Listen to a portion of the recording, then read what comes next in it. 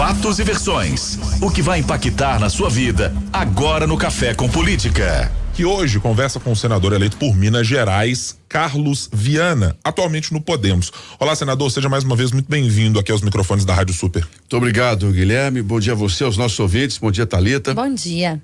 Viana, vou me permitir aqui chamá-lo, senador, perfeitamente. De Viana, já pelo tempo de algumas coberturas nas quais estivemos juntos.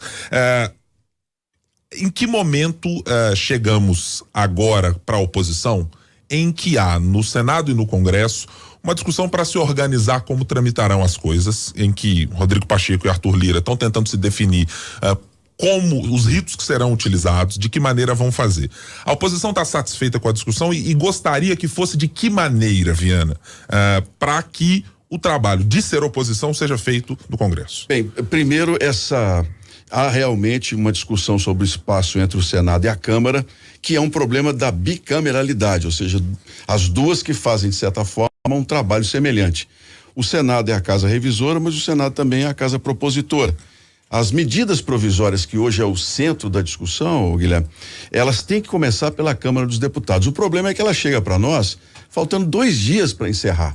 E os senadores entendem que muitas vezes são temas que atingem os estados. Aí fazem mudanças. Ou você derruba a medida provisória, o que não agrada o governo, ou você devolve para a Câmara se houver tempo hábil. Então, o primeiro passo é nós deixarmos de lado essas, de certa forma, vaidades, começarmos a pensar no país. O parlamento tem uma obrigação hoje de dar respostas a causas que precisam ser resolvidas. Várias delas a gente pode discutir. Outra questão é a oposição, que está muito dividida. A oposição, após a derrota de Jair Bolsonaro, mostrou claramente que a direita não é uma só. Eu falei isso aqui já, inclusive, no programa de vocês. Nós temos uma direita de centro, que discute, que quer propor, que quer conversar, mas nós temos uma extrema direita que entende que o parlamento tem que ser totalmente oposição. Eu não concordo com isso. Boa parte dos meus colegas de direita também não. Então, hoje a Câmara é a que mais, vamos dizer assim, evidencia isso. Os grupos de extrema direita estão, inclusive, separados nos WhatsApp. O próprio PL é um partido que tem grupos em separado, mas nós temos que buscar um consenso, porque se pontos importantes nós temos que aprender do que aconteceu no ano passado, é qual a direita que chegará em 2026 para propor, né, um plano de trabalho que se contrapõe ao PT. Porque eles são organizados, eles sabem fazer política, tanto que ganharam e voltaram à eleição. Então cabe a nós agora que perdemos repensar. E eu digo claramente, nessa desunião que nós estamos hoje, temos 4 anos, mas é um cenário ainda de como é que eu posso dizer, de indefinições em várias áreas da política brasileira, especialmente na Câmara e no Senado. Como que estão essas conversas, senador, exatamente para essa direita tão dividida se organizar para daqui a 4 anos? A gente costuma dizer que na política as conversas não começam após o resultado da eleição, né? A gente sabe muito bem que as definições elas começam bem antes, mas desta vez de uma forma muito expressiva, né? Essa derrota da direita com a volta do presidente Lula ficou muito evidenciado de fato que além do Brasil estar dividido, aquilo que estava sendo feito não estava funcionando. Então muita gente vem também com a expectativa ou a esperança de que o país volte a funcionar. Mas como ter essa conversa para que de fato a direita não possivelmente ou não precisamente se torne uma, mas que se torne a direita que vai funcionar contra a esquerda? A esquerda também não é uma. Ela tem vários grupos, só que os grupos de centro-esquerda venceram mais, né? Hoje, inclusive, a esquerda se adaptou a bandeiras que eram nossas da direita. Eu sempre tenho concessões, privatizações, né? Agora a esquerda tem bandeiras que a direita não sabe se apropriar e que não são questões partidárias, são questões de Estado. Por exemplo, os planos de combate à miséria e à fome. Isso não é um problema de esquerda ou direita, nem é uma vantagem de cada lado. Isso tem que ser uma política nacional de igualdade. A direita não percebeu isso ainda. Quando a gente tem um ministro Paulo Guedes, que é um dos caras mais inteligentes que eu conheci, o ministro Paulo Guedes da Economia, um dos mais inteligentes. O governo Bolsonaro cometeu muitos erros, mas na economia acertou em vários pontos, a meu ver. Só que quando você falava, por exemplo, desde o início do governo, em programas sociais que se mantivessem como foi do Bolsa Família, que aumentasse a renda, havia uma resistência. porque só se pensa na questão do seguinte: nós temos que gerar renda por meio do crescimento da economia. Existe uma parcela da população que não tem as mesmas condições de ter crescimento como tem uma boa parte. Então essa parcela tem que ser pensada separadamente. Isso não é uma questão de partido, é uma questão de estratégia política. E a direita não pensou nisso. E nós hoje, eu converso muito com os que seguem essa mesma linha, essas bandeiras que a esquerda soube usar, escola pública, creches, planos de saúde, essas bandeiras também têm que vir, nós temos que abraçar isso. Quem não conversar com a população toda não vai ganhar a eleição. Se a gente vier, vamos dar um exemplo aqui, fazendo uma avaliação como as que eu tenho feito. Armas. Você discutir questão de porte de arma é importante, porque a pessoa tem o direito de ter um porte de arma, a pessoa com responsabilidade. Só que isso não é fundamental no país. Isso não tem que tomar espaço de um governo. O que tem que tomar espaço de um governo é como você vai melhorar a renda daqueles que são os mais pobres. E isso não é esquerda. A direita precisa aprender essa questão. Então hoje nós precisamos pensar. E esses 4 anos que virão, Thalita, são fundamentais para a gente poder reorganizar, inclusive partidariamente. Por exemplo, o Guilherme usou uma expressão interessante aqui. Atualmente está no Podemos. Não é? Por que você muda de partido? Porque os partidos no Brasil não têm uma representação. O compromisso do candidato, no meu caso, tem que ser com o eleitor e com as pessoas que confiam em mim. Se de repente um partido me coloca numa situação em que eu não concordo, eu não vou ficar nele. O senador pode mudar de partido na hora que quiser, sem problema nenhum, desde que ele tenha coerência. Eu não vou pro PT, não vou pro PSB, não vou. Agora, o Podemos me dá a oportunidade hoje de discutir Minas Gerais. Eu sou um senador do Podemos, é um partido de centro, um partido que está se estruturando. E olha, eu quero pensar, porque o PL já tem os posicionamentos dele. O PL tem os nomes dele, que são nomes de extrema direita muito fortes politicamente. A gente tem que buscar um espaço, Guilherme. Com base nessa sua análise, nessas primeiras respostas, senador, eu faço a seguinte pergunta: quando da sua saída, o anúncio da sua saída do PL para o Podemos, sim, o primeiro argumento utilizado pelo senhor foi o que chamou ali de traição do presidente Bolsonaro, de não ter cumprido o acordo que tinha firmado com o senhor e apoiar muito mais fortemente a candidatura de Romeu Zema. Essa análise que o senhor fez a respeito de o PL abrigar uma extrema direita também pesou, e o quanto pesou na decisão de sair do partido? A questão de ser traído por Bolsonaro não saiu da minha boca. Tá. Saiu da repórter. Foi até ela, usou a expressão, porque eu disse claramente o seguinte: eu cumpri com o Bolsonaro e não me arrependo, do primeiro ao último minuto. Eu tenho na minha vida um hábito, gente, eu dou a minha palavra, eu vou até o fim. Então, o presidente não cumpriu comigo. No primeiro evento, ele levantou o braço de um governador e disse que, daí todo mundo sabe qual foi a história. Agora, Valdemar Costa Neto do PL cumpriu comigo tudo, por isso eu não desisti. Porque eu falei, não, agora eu não saio. A direção estadual cumpriu, senador? Cumpriu. O Zé Santana esteve aqui, Zé Santana foi uma das pessoas mais sinceras comigo, de dizer o seguinte: senador, nós não apoiamos a sua candidatura. Só que era um convite do presidente. E foi bom. Eu entendo que para mim foi ótimo aprendizado. Até se for para seguir na política ou não, eu aprendi como é que se faz campanha para governador e da forma como está hoje. Então, a questão é, nós temos que pensar os rumos que a gente quer. Eu entendo que o PL precisa se voltar mais para o centro e discutir uma grande aliança. Se isso não acontecer, nós vamos continuar perdendo a eleição, o PT vai se perpetuar no poder. Aqui eu vou usar uma expressão bíblica, que eu gosto muito. A Bíblia diz que os filhos das trevas são mais astutos que os filhos da luz. Às vezes o pessoal fica numa guerra santa, não é? E não adianta, política não é assim, sabe? Eu sou cristão, estou na política, mas a política não pode se misturar à religião. A gente tem que usar a cabeça, porque tem gente que não pensa como nós. Então, o Podemos hoje é um recomeço, e fui recebido de uma maneira muito especial, e eu pretendo ficar. A minha trajetória da agora para frente é formar o meu bloco, o meu grupo de trabalho. Você se arrepende? Em algum momento se arrependeu de ter caminhado ao lado do ex-presidente Bolsonaro? Não, a única coisa que eu lamento é que ele não tenha ouvido aqueles que estavam do lado dele e desejavam o sucesso dele. Senador, até, desculpa, viu, Guilherme, claro, me interromper e passar na frente aqui, mas Quando a campanha começou, quando de fato o senhor foi o nome ali anunciado por Minas e que teria o apoio do ex-presidente Jair Bolsonaro, muitas pessoas falavam sobre a diferença entre o senhor e o ex-presidente Jair Bolsonaro.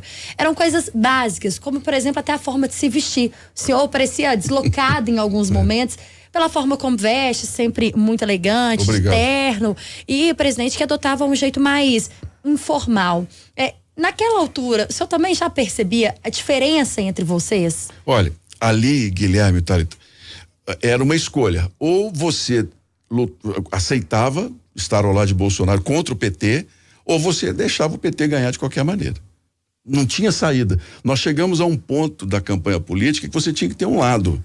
E o meu lado, é o lado da direita. Então nós tivemos que nos juntar ao presidente, e nos 4 anos que eu fui vice-líder do governo, nós fizemos muito para poder ajudar o governo e ajudar Minas Gerais, porque não adianta absolutamente nada o posicionamento de oposição quando você tem um estado como o nosso, precário, que está numa situação precária, de desequilíbrio muito preocupante e que a gente precisa arrumar as coisas. Então não foi por falta de aconselhamento dizer ao ex-presidente: o senhor precisa parar de brigar com a imprensa. Eu sou especialista nisso. Faz um acordo. O senhor falou, inclusive, aqui com a gente, que ele precisava melhorar o relacionamento. Não foi uma duas, foram várias vezes. Falou: olha, ninguém vai falar bem do senhor, mas o senhor também não pode ficar agredindo. Vamos repensar. Não quis. Vamos rediscutir, por exemplo, as questões das principais obras que Minas Gerais precisa, porque Minas define o segundo turno. Não conseguimos avançar em várias delas. Então isso tudo gerou, naturalmente, na sociedade brasileira. Veio o problema do Covid, em que também foi tratado, foi de uma forma muito incorreta, a forma como se tratou, e deu no que deu. Agora é o seguinte, nós temos que começar a pensar, qual é a Minas Gerais que nós queremos? Vou colocar aqui, por exemplo, o governador já se posicionou em oposição ao governo do PT. Isso é péssimo para nós, porque nós temos uma experiência assim, da Dilma e do ex-senador Aécio. Minas ficou no meio de uma briga partidária em que só nós levamos prejuízo. A gente precisa ter uma aproximação, não é momento da gente se posicionar contrário, é hora da gente falar assim: gente, vamos buscar o consenso. Eu ontem voltei, por exemplo, de Tiradentes, estourei um pneu na estrada que liga São João del Rei a Oliveira, que eu gosto de passar, 5 carros parados, as estradas de Minas Gerais estão um desastre. Como é que nós vamos fazer para arrumar isso? Coloca em risco a vida das pessoas. Isso nós sempre pensar. E a política, tem que dar soluções. Oposição, ela é feita na hora certa, na eleição, com os pensamentos. Não é hora da gente antecipar absolutamente nada. O senhor falou em consenso, o senhor falou da experiência da campanha no ano passado para governo do estado. O senador Carlos Viana está montando o seu grupo político, podendo disputar a prefeitura de Belo Horizonte no ano que vem? O senador Carlos Viana, eu estou montando um grupo político que queira trabalhar ideias junto comigo. Para chegar aqui, uma luta, um trânsito absurdo de ruim. Você chega à noite em Belo Horizonte, uma cidade às escuras, uma cidade que não tem há décadas grandes obras de mobilidade. Quem sai de Venda Nova fica 2 horas, às vezes 1h30, 5 horas da manhã, quando você vem, já tem trânsito. Quais são os planos para Belo Horizonte que a gente precisa ter de futuro? A cidade precisa, se reinventar. Então, a política, eu não estou na política por um projeto pessoal, porque vocês sabem, eu falo, esse ano eu completo 60 anos agora. Só de INSS eu tenho 40 anos de contribuição. 40 anos de contribuição. E é bom deixar claro que não optei pela aposentadoria do Senado, porque muita gente fala assim: vai se aposentar com 80. Não, isso não existe. Eu continuo sendo um trabalhador que contribui com o INSS. Agora, o que eu vou fazer da política? Eu tenho mais 4 anos no Senado. Eu vou dar sequência no Senado, que eu gostei, é bom, ou eu vou parar e vou voltar para minha profissão, ou eu vou colocar as minhas ideias em prática. Porque prefeito não é mais só tapa-buraco. Isso é uma das funções do prefeito. O prefeito tem que pensar em creche para 100% das crianças. Por isso nós temos um Fundeb que a gente votou, vai dobrar em 10 anos. O prefeito tem que pensar em uma cidade que atrai investimentos de festivais. Belo Horizonte é uma cidade rica em cultura. A gente pode atrair grandes festivais para ter renda. O Carnaval de Belo Horizonte é um bom exemplo de como que a cidade, espontaneamente, pela receptividade do povo, pode se tornar uma cidade de cenário nacional. A gente precisa ter isso. A Rua Sapucaí, por exemplo, a juventude da cidade, há quanto tempo as pessoas já não cercam ali a Rua Sapucaí, fazem dali bares, abraçam as áreas antigas abandonadas da cidade. A gente tem que começar a pensar. Então a política, eu estou nela para isso. É cedo para dizer se você é candidato a prefeito ou não. Agora, se for, uma coisa vocês tenham certeza, eu moro há 45 anos em Belo Horizonte, conheço Belo Horizonte, todos os aglomerados me conhecem, e a minha preocupação é a gente abraçar a cidade ter lugar para a gente ter prazer de andar, a gente ter lugar para você andar de bicicleta, que Belo Horizonte não tem hoje, para os ciclistas, para as crianças brincarem, e abraçar a periferia, Guilherme. É isso que a política serve. O senhor acredita, senador, que vai encontrar, e até pergunto pela sua ida para o Podemos, imagino, claro, conversou com a direção nacional para essa decisão ser tomada. O senhor acredita que vai encontrar, em havendo a decisão de ser candidato a prefeito, respaldo da direção estadual também? A direção estadual hoje está nas mãos da deputada Nelly, mas nenhuma comissão está ativa. O partido vai se reescrever. E eu não venho para brigar com ninguém. Você sabe que eu tenho lá dentro um desafeto político que ajudou o partido, que a gente tem que reconhecer.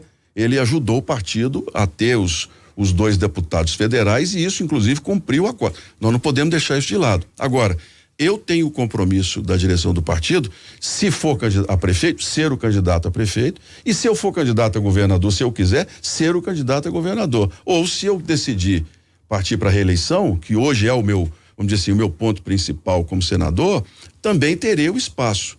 Eu espero poder construir. Esses 4 anos, Guilherme, eu aprendi muito. Você não chega em partido político chutando a porta.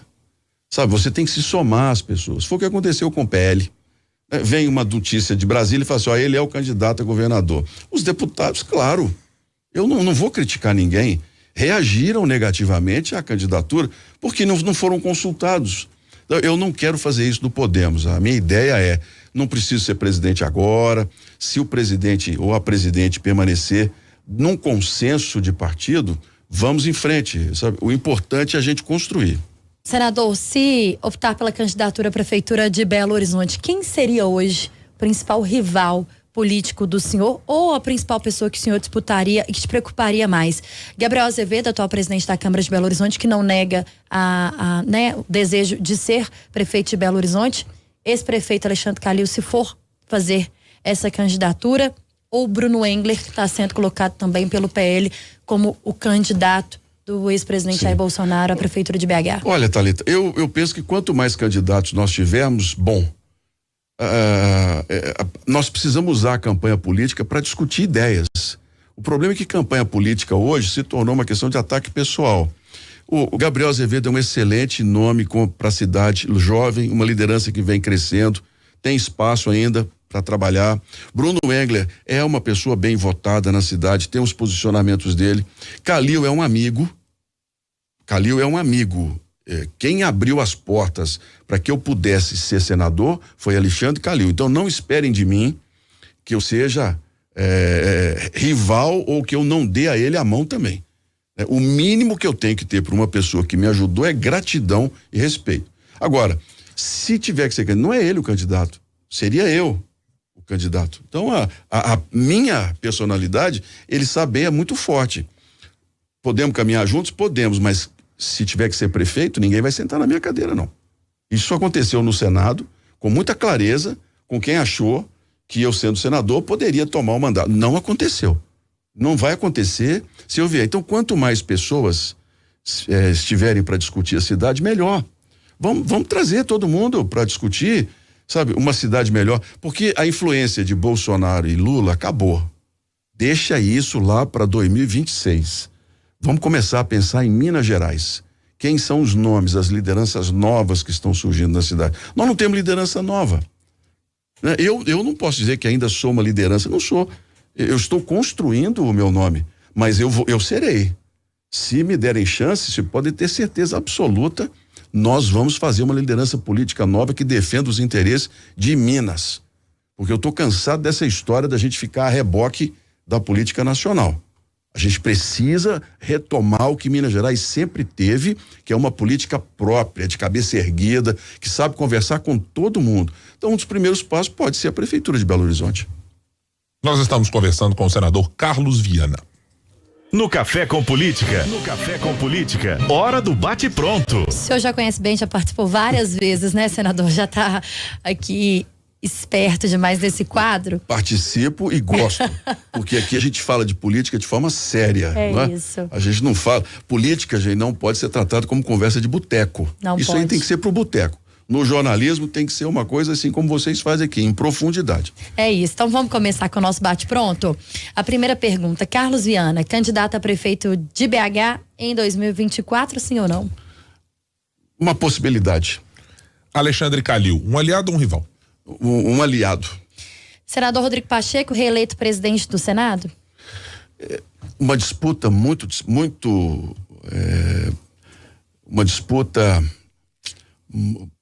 dividida. A direção estadual do PL e o apoio à sua candidatura em 2022. Espero poder continuar sendo amigo e em qualquer momento ter o apoio do PL.